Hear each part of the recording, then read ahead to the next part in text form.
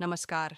दुनिया की वैश्विक बाजार में गिरावट दर्ज की जा रही है और इसने दुनिया के आर्थिक नक्शे को हिलाकर रख दिया है।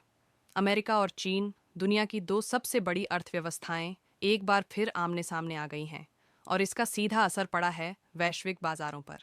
आइए जानते हैं कि इस व्यापार तनाव की शुरुआत कहां से हुई।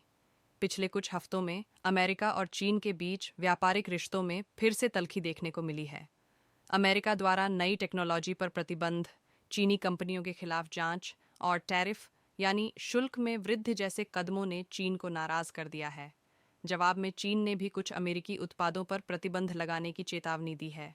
इस तनाव का सबसे सीधा असर पड़ा है वैश्विक शेयर बाजारों पर। अमेरिका का डाउ जोन्स, नस्दाक और S&P 500 में गिरावट दर्ज की गई है।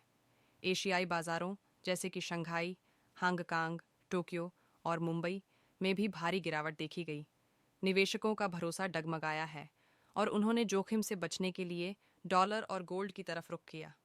इस वक्त अमेरिकी डॉलर की स्थिति भी कमज़ोर हुई है। यूरो, येन और अन्य करेंसीज के मुकाबले डॉलर की वैल्यू में गिरावट आई है क्योंकि निवेशक अनिश्चितता से घबरा गए हैं। यह स्थिति ग्लोबल ट्रेड और तेल की कीमतों पर भी असर डाल रही है।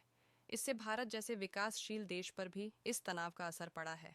भारतीय शेयर बाजार में FII विदेशी निवेशक ने बड़ी मात्रा में पूंजी निकाली है।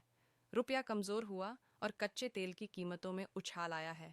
व्यापार घाटा और आयात लागत बढ़ने की आशंका है।